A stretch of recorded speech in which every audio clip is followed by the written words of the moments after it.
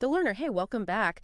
You're here because you just love to really grasp things, deeply, to get to the core, the heart of something without, getting bogged down. And today we're diving deep, really deep into one of those hugely influential approaches in therapy. Carl Rogers, client-centered therapy. We're going right to the source, his writings, and our mission here, what we're trying to do is pull out the most important and hopefully surprising insights, the things that make this perspective really tick. Yeah, absolutely. And it's not just looking back at something, historical. This client-centered therapy, it's like a fundamental uh, lens. Like we can use it to understand this whole idea of the therapeutic relationship. And even bigger than that, the individual's own power to make change happen. So we're going to trace how this whole thing took shape, how it evolved, explore the role of the counselor, which, might be a little surprising how important it is. We'll get into what it feels like to be the client, what's that experience like, and even look at how these ideas, they reach out into places you might not expect, like education, group dynamics. We want to give you a clear view, an engaging view of the core principles without getting too academic about it. So let's start with how this whole client-centered idea came about. I mean, one of the first things that really jumped out at me reading Rogers was that this wasn't like some ivory tower philosophy. It was meant to be from the very beginning something you could test, analyze, experiment with. He really wanted to like get his hands dirty with it. Yeah. And the book itself, this one we're using, it's like it was trying to capture something deeply human. He even says the suffering and the hope, the anxiety and the satisfaction that you actually find, lived in the therapy room. What's really neat is this commitment, even early on, to looking at therapy like from different angles. Mm. And Rogers, he did this really interesting thing. He included like actual client statements alongside research findings. So you get these two perspectives. And what that says is that he understood that the client's experience directly was crucial. If you want to understand what was happening, if you want to guide the therapist's thinking, the person going through it, their voice mattered. It wasn't just the expert, the person with all the degrees. And you see Rogers himself, he's really aware that, words can only go so far. He even says, talking about trying to capture the process of therapy, that words, forms, constructs, all these things, they're inadequate to contain all the elements of the vivid process. There's a real humility there. Like any theory, it's just our best shot at grasping something that's, really complex and human, and a lot of it just slips through our fingers. This brings up a point about like the origin, the roots of these ideas. Client-centered therapy, it didn't just spring up fully formed. There was a real influence from this group of therapists. They were working in the Philadelphia area, people like Jesse Taft, Frederick Allen, Virginia Robinson. And the key insight from them, from their work, was a trust in the client's capacity. Deep down, they believed that people could grow, could change. And that early emphasis on the individual's own resources, well, that became like a foundation, a cornerstone for this whole approach. And it's fascinating to see how it evolved, how it changed as the practitioners, the therapists, they got experience, with a much wider range of problems, everyday stuff, but also much more significant mental health challenges. And their understanding grew with it, became more nuanced. And it wasn't just confined to that consulting room. These ideas, these core ideas, they began to show up in education. And that led to what we now call student-centered teaching. If you connect this, to a broader view, what you see is a really dynamic process. The initial ideas, the core stuff, it was tested, refined through real-world application, different settings. And this engagement, this practical stuff, it actually made the theory richer, more complex. It moved beyond some of the earlier ideas. Like at first, they thought, oh, it's just about verbalizing insights. That's how change happens. But it turned out to be a lot more complicated than that. And the takeaway is, how this practical experience, the hands-on work, it shaped the theory directly. Now, one of the things that people sometimes criticized about client-centered therapy is that it didn't have a really neat theory of personality. It wasn't like all packaged up and ready to go. But the people who were actually doing this work, they had a different take. They felt that understanding of personality, it was always emerging, always being refined through, the back and forth, the interaction with the clients. What's insightful about that is that you get the perspective from inside, from the client-centered community itself. They didn't see the theory as something imposed from outside, from above. It was growing up organically from their shared experiences, observations. The therapist working within this framework. So while, yeah, outsiders might have seen that lack of a formal personality theory as a weakness, a problem, the people practicing it, they saw it as a strength. Their understanding of personality was always being informed by their direct engagement, their encounter with the client's lived reality. So let's shift gears a bit. Let's talk about the counselor, the therapist. What kind of attitude, what approach do they bring to this therapeutic relationship? And one really important part of it is this real, genuine willingness to actually believe in the client's ability to take responsibility, to own their stuff, and then use that, to make things better. Rogers even says, therapists, they're often surprised at their effectiveness when they really adopt this way of being. But it's important. It's crucial to get that. Just holding this belief like in your head intellectually, that's not enough. You got to put it into practice, and actually doing that, implementing this hypothesis, it requires constant interaction. This reciprocal experience between the two, the counselor and the client. It's not about just sitting back and waiting, letting the client figure it all out. It's active. It's engaged, but it's rooted in that trust. That underlying trust in the client's potential, their ability to steer their own ship. And as this whole approach, as it developed, as it grew, different ways of talking about the counselor's role, they emerged. And one that's really important is this idea of living the client's attitudes. And this is important, but through empathic identification, Yeah. it means the counselor they're really getting into the client's feelings, the anger, the hopes, the fears, but they're not experiencing those emotions themselves. It's like a really deep understanding, but not blurring the lines, not getting lost in the client's world emotionally. And what's at the center here is this idea of client-centeredness, and they describe it as sincere, like a deep sensitivity to the client's own internal frame of reference, like their own world, their own perspective. And the amazing thing is that by choosing to set aside their own interpretations, their own judgments, the therapist, they create this space, this room where the client can really explore their own perspective. And that's different. That sets it apart from other approaches, because in those, the therapist might bring their own framework in more directly. It's interesting. The research has actually shown that over time, client-centered counselors, they actually ended up using a wider variety of responses in therapy. But that core principle, that commitment to understanding the client's world, their inner world, that stayed the same. So it wasn't about becoming this blank slate, this empty vessel, but it was about finding more and more nuanced ways to express that understanding. And that shows how dynamic this whole approach is. Yeah. The foundational idea, understanding the client's perspective, that's always there. But the way the counselor does it, embodies it, that can become more flexible, more attuned over time. It's not about sticking to a rigid set of techniques. It's about that deep commitment to the client's world and letting that inform how you respond moment to moment. It's easy to talk about seeing things from the client's point of view, but actually doing it is a whole other thing. And the source gives this really clear example where a client says, I feel like I've reverted back. And how a counselor might react to that internally, like their own, external frame of reference kicks in, questions, interpretations, what does that even mean, reverted back?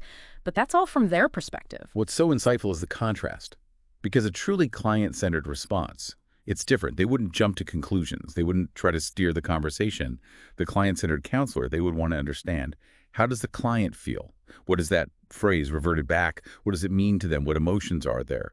The focus stays on the client's experience, their world. Yeah. It's about getting those feelings deeply, but not taking control of them, not taking responsibility for them. It's trusting fundamentally in the client's own, what Rogers calls forward-moving tendencies. Like there's this drive in us to grow, to heal, and the goal, the aim, is to get within the client's world, their attitudes, their frame of reference, to see the world through their eyes, essentially. And for the client, this can be so powerful. There's this quote really struck me. The client said, talking about the counselor, they helped me listen to myself. Yeah. And they started to see their own attitudes differently, not as these fixed things, these unchangeable facts, but as things they could look at, understand, maybe even reorganize. And this whole process, self-discovery, internal change, that's the heart of it, the client's journey. And that leads us to a theory of the therapist's role. Client-centered therapy, it's really focused on how the self is organized, how it works, and And the idea is that there are experiences, things we go through that we can't clearly see or fully accept because they feel threatening. They threaten the sense of who we are, our identity. So it's this idea of the self, almost like an internal compass, an organizing principle. And when our experiences, Yeah. the stuff we go through, when they clash, when they don't fit with that sense of self, well, we might try to avoid them, deny them, twist them around. Not consciously, but we do it to maintain that feeling of consistency, of wholeness. Even if that consistency, ultimately, it's not good for us. It's limiting, maybe even unhealthy. And therapy, it offers this safe space. And in that space, we can start to look at those experiences, the ones we've been avoiding. The source gives this example. A client, they say they want to feel something with some real feeling in it, not just, going through the motions, just existing, living. And there's a hint there of a shift internally, this deep desire for something more genuine, for real emotional engagement with life. But for the counselor, the therapist, the challenge is that a lot of this internal stuff, it's expressed in ways that are really personal. Sometimes they don't seem logical. This is where it gets delicate, nuanced. The counselor, they're not there to force their interpretation, tell the client what to feel. They're trying to understand how the client makes sense of their world, their own unique way, their personal symbols, their language. It takes a lot of attunement, a lot of sensitivity. And then there's this really powerful statement, but also pretty despairing. The client, they're longing for a glorious cause, something to give their life meaning. And they even talk about wishing for death. And in that moment, the client-centered response, it's not about rushing to reassure, to talk them out of those feelings. It's about reflecting back how deep they are, how intense, but without judgment. And that goes to a core part of the counselor's role. Yeah. They have to hold on to this belief deep down that the person, the client, they have the capacity to change, to grow, even when, they're expressing things that sound incredibly destructive. It's about accepting them fully, right there in that moment of distress, trusting that within that acceptance, there's a possibility, a chance for movement, for change. And it's not just about being permissive, about, letting them say whatever they want. The relationship, its effectiveness, it's much more than that. It's more than just free expression. You need real understanding, the kind we've been talking about, for real acceptance to happen, for the client to feel truly seen, truly heard. Exactly. Yeah. You can think of it this way. The relationship built on understanding, acceptance, it offers something new, like a new kind of need satisfaction. It's unlike anything they've experienced before, and it creates a sense of safety, of validation. There's a mention of Fiedler's research, which I thought was really surprising. He actually tried to measure the relationship, the quality of it, achieved by therapists from different schools, What? psychoanalytic, client-centered, Adlerian. And what he found was this overlap, this significant overlap in what was considered an ideal therapeutic relationship Yeah. across all these different orientations. Yeah. What's big about Fiedler's work is that it suggests, even with these different theories, different techniques, there might be these core relational qualities, empathy, genuineness, positive regard, and maybe those are essential for therapy to work, regardless of the specific approach. Like the human connection itself is a powerful thing. And the source even connects this to group dynamics. They point out that in democratic groups, where the leader is interested, engaged, but also permissive, the members, they took more responsibility, had better outcomes, compared to groups where the leader was more hands-off or really controlling, autocratic. This idea of nurturing self-direction, it's a constant thread, and it seems really powerful. Right. So if you give people or groups a supportive environment but non-directive, they're much more likely to take ownership, engage, and develop in positive ways that are self-determined. And this isn't just about therapy. It applies to leadership, education, any place where you're trying to help people grow. There are some really telling quotes from clients that talk about the impact of the counselor, the therapist, just reflecting back what they said, what they felt, without adding their own spin, their own interpretations. And the clients have said this helped them to think more clearly, to become more independent in solving their own problems. And those quotes, they really bring it to life. Just feeling heard, understood, without judgment, without being told what to think, it can be so validating and helps people tap into their own resources, come to their own conclusions, their own solutions. It's amazing how much power there is in simply being accurately reflected, just having someone really see you. And for a lot of clients, a key discovery is realizing that they're responsible for themselves within this relationship, this therapeutic relationship. And that can be unsettling at first, maybe even a little anxiety provoking. But ultimately it's incredibly empowering. They realize they have agency, they have a choice, and the effects of these sessions, they don't just disappear when the hour's over. They resonate. They keep having an impact. This lasting quality that's important. The work they do internally in that safe space of the therapy room, it continues outside of it. Hmm. They process their experiences, integrate new understanding, apply it to their lives. It's not just about what happens in that hour, it's the ripple effect on Yeah. their well-being, on how they function. And often they start to uncover things, attitudes, feelings that they had denied, pushed down, maybe weren't even aware of. And this process, this digging deep inside, it can be confusing, even a little scary, because they're meeting these hidden parts of themselves.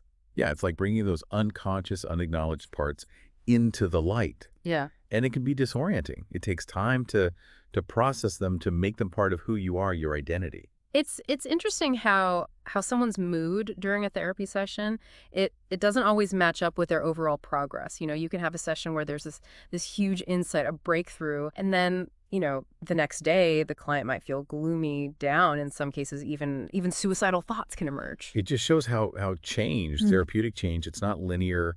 It's not this straight line upwards. Mhm. Sometimes you confront something difficult, you let go of a pattern, and even if it's ultimately good for you, it can be tough emotionally. It's like, the darkest before the dawn, that kind of thing. There's this really insightful story from someone called Miss Cam, and she talks about this realization she had that the counselor, the therapist, actually sees her as separate, a distinct individual. And that seems simple, but it was so powerful for her, especially for someone who might have felt defined by their relationships or their circumstances. It shows how validating the client-centered relationship can be. For someone who hasn't felt seen, who's been defined by others, by their roles, being seen as an individual by the therapist, it can be transformative. It helps them build a stronger sense of self. Miss Cam, she also gives this really practical example. She was working through a job decision, trying to decide what to do. And the therapy, that process of self-reflection, it helped her get clear about what she needed, what was important to her, so she could make a choice about her career in a more conscious way, a self-directed way. It shows how this stuff applies to real life. By learning to tune into her feelings, question her assumptions, figure out what she really valued in that safe space, she was empowered to make a decision, not based on external pressure, but on what was right for her. The source talks about this experience that clients have. It's called letting go of this effort, this constant effort to maintain a rigid, maybe even a false self-concept, like an image of who they are that isn't really true. And letting go of that, releasing that grip, it can feel chaotic at first, scary even, but eventually it leads to something more integrated, more flexible, more authentic, a truer sense of self. That letting go, it's often a turning point, a big one. When we let go of those fixed definitions, even if it's unsettling, it creates room for something more genuine to emerge, something more in line with who we really are, how we feel. And as the sense of self changes, evolves, it becomes more connected, not just distinct as an individual, but also more connected to the world, the environment. And that involves a deeper feeling of intimacy, of love even for the world around them. It's about finding a balance between being an individual and being connected, related. It's like moving towards a kind of wholeness where you feel secure in who you are, but also connected to something bigger than yourself. And that creates a harmony between your inner world and the outside world. There's this idea of a vision of perfection that some people experience during these periods of big internal shifts. It might not last, but it represents like a release, a moment of clarity. And what's surprising is that the source says that sometimes when we stop trying so hard to analyze, to fix things, that inner chaos, it can start to organize itself. It speaks to our ability to self-regulate, to Yeah. heal. We underestimate it sometimes. Sometimes the best thing you can do is create the right conditions internally, externally, and then let the process unfold naturally without trying to control it too much. It's interesting how clients often have mixed feelings about the counselor, the therapist. Hmm. Sometimes they feel hopeful. Sometimes they want a deeper connection, something more personal. But at the same time, they value that safe space, that non-judgmental atmosphere where they can be honest. It shows the complexity of the therapeutic relationship. They appreciate the boundaries, the professional distance, the focus on their experience, but they're also human. They want connection. And working through those feelings, that's part of the therapy itself. And And the source talks about this idea of primitive acceptance of the environment, that this need, this basic need, it gets satisfied in therapy. And then there's this amazing quote from Miss Cam. She says, "Golly, golly, golly, I feel wonderful." It's so exuberant. It really captures that intense feeling, that positive feeling that comes with a big insight. Those moments, those are breakthroughs. It's a real shift internally for the client, this feeling of freedom, of well-being. And it comes with that deeper self-understanding, self-acceptance. But it also says that those big peaks, those emotional highs, they're often followed by changes that are more subtle, more continuous. And the client starts to shift their focus away from themselves outwards. They become more engaged with the world around them. It's like as therapy goes on, as the client becomes more integrated, those ups and downs, they even out, and there's this steady well-being. And they can engage with the world in a more balanced way, less self-absorbed. And clients might revisit memories, painful memories, childhood memories, but their impact changes. They realize that they're, just ancient history, and that frees them from those denied attitudes. And sometimes a remark, something the counselor said that maybe the client resisted at first or just agreed to without really getting it, later on it becomes insightful, meaningful, as their understanding grows. It shows how powerful it is to process those past experiences in therapy. What was once charged, unresolved, it loses its grip. It becomes part of the story, but it doesn't have the same sting. And sometimes a comment from the therapist, it takes time. The client gets it later as they change. This idea of accurate reflection of feeling, it's central to client-centered therapy, but it evolves. It's not just about mirroring back what the client says. The therapist becomes more of a companion in this struggle for self-understanding. The relationship deepens. The therapist is more present, more engaged. It goes beyond just reflecting. It's about offering a deeper level of understanding, of support. And there's a story about a client who had a hallucination, a vivid one. They saw a shadow being peeled away. And for them, it represented these projected feelings. It shows how insight, it can change us deeply, even our memories. And the client, they were surprised to have a hallucination, which is interesting. It's a powerful example. Insight, it can change our inner landscape. Even a hallucination can be seen as this manifestation of inner conflict. And therapy, it helps to shift those patterns, those deeply held patterns. And the surprise, it shows how unpredictable this work can be. And the source says that often big insights, they happen between sessions, in the time between when the client's not with the therapist. And those revelations, they can be intense, unexpected, like a sudden fear of death that emerges out of nowhere. Right. There's all this processing going on in the background. Even when they're not in session, it's unconscious. And those realizations, they can be powerful and surprising. For some people, this deep reorganization, it can be really tough. This torment within, the struggle, it can feel unbearable. But the source points out that for many, there's this positive conclusion. Maybe tentative, but positive, a sense that things aren't hopeless, that they have the capacity to change, that it's within them, and that I can do something about it. It's acknowledging the difficult part, the emotional struggle. But the outcome, it's hope, agency, empowerment. They realize they have the resources to shape their own life, their well-being. And even after therapy ends, weeks, months later, the impact, you can still see it. Like one client, they talked about being more aware of their anger, being able to manage it better. This was on a vacation, weeks later. It really shows how lasting, how powerful this work can be. This long-term view, it's important. It shows that successful therapy, it creates fundamental shifts. Self-awareness, emotional regulation, overall well-being. And it doesn't stop when they walk out of the room. It keeps influencing their life in good ways. Let's shift gears again and look at the research, what the researchers have observed. They've studied these changes, this movement that happens during client-centered therapy. And one thing they've seen is a shift in what clients talk about, the content. Over time, they move from talking about problem symptoms to exploring their feelings, their personal meaning much more deeply. And that fits perfectly with the core of client-centered therapy. As the client feels safer, understood, accepted, they naturally go deeper, beyond the surface stuff to the emotions that are, at the root of it all. And earlier on, when client-centered therapy was developing, they thought that insight, understanding, had to come before behavior change. And research actually supports that to some degree. They found a decline in problem talk and an increase in statements about insight, self-understanding. It's like becoming aware of your patterns, your thoughts, feelings, behaviors. That's a crucial step. It sets the stage for real change in how you act, insight, it's not just an idea, it changes how we interact with the world, how we move through it. And the concept of the self, it becomes really important, central to understanding how change happens, even though at first they were a bit hesitant to really embrace it, but it kept coming up. It was like it was demanding to be noticed. It's funny how the clients themselves, they kept talking about their real self, feeling inauthentic, struggling with their image. It was so frequent it became clear.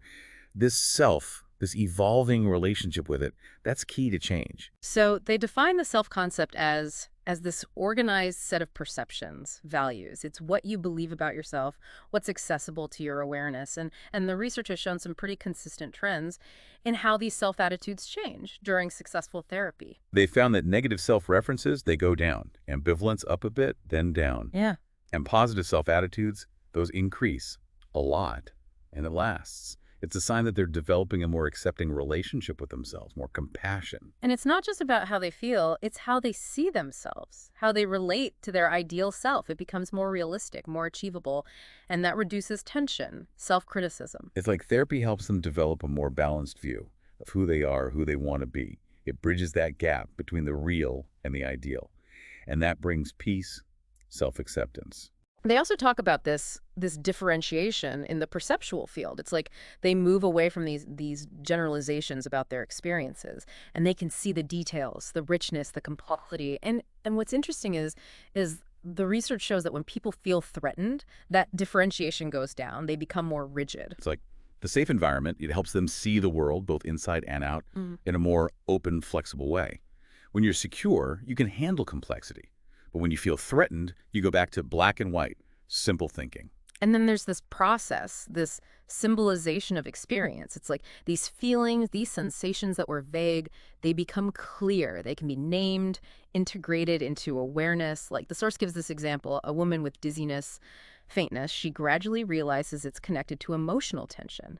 And this concept of repression, denial, it's like this self trying to avoid things that don't fit the self-concept. It's like bringing those unconscious things into the light, giving them meaning. Therapy helps with this. You bring what you felt but didn't understand into conscious awareness. You can express it, and you don't need those defenses like denial as much. And a big change happens in how clients evaluate things, their locus of evaluation. They move away from relying on others, their opinions for validation. They develop an internal sense of what's right, what's true. And that leads to values based on their own experience and a willingness to change, to grow. This internal shift, it's huge. They become more autonomous, self-reliant. They're not always looking for approval, for guidance. They trust themselves, make choices based on their values, and they take responsibility for their own life. There are these great examples in the source. Someone who always played the Good Samaritan but realized they weren't standing up for themselves, or someone choosing friends based on real connection, not social pressure. And the research backs it up. They use scales to measure this, and you can see the shift toward internal evaluation as therapy progresses. It changes how they live. More authentic behavior, self-respect, agency in relationships, career, even just expressing what they need, what they want. There's even this case, Joan, where they didn't talk much in therapy, but you could see the changes. She started smiling more. It shows that change isn't always dramatic, verbal. It can be subtle in how they act, how they feel. It's a reminder that change happens on different levels, not always in words. Sometimes it's in how they move, how they express themselves, deeper shifts happening beneath the surface. And the source talks about the therapist's needs, too. It's important for them to be genuine, to have their own needs met, to express their feelings authentically, not be defensive, not hold back. It brings humanity to the relationship. Yeah. The therapist isn't this detached observer. They're a real person, and that genuineness, it's important for trust for the client to grow. There's this powerful moment. A client reacts really intensely to the therapist saying, "I care about you." It shows how important that connection is, that human connection in therapy. And the source makes a point that the changes in client-centered therapy, they're not just surface level, they go deep. They can change the structure of someone's personality. That's the depth of this work. It's not just managing symptoms. It's about fundamental shifts, how they see themselves, their relationships, the world. It's transformative. And research, like Hanowitz's work, suggests that people who are really struggling, who blame themselves a lot, they might actually show the most change in this type of therapy. And there's evidence from personality tests that show positive changes after therapy: adjustment, integration, confidence, sociability. It's encouraging. It shows that client-centered therapy, it has a positive impact, measurable impact, on key aspects of personality well-being, especially for those who are really hurting, who are struggling with internal conflict. It's hard to measure behavior change outside of therapy in the real world, and even what adjustment means. It's subjective, it depends on the culture. But successful therapy, it does seem to go hand in hand with less defensiveness and a greater awareness of those defenses when they do come up.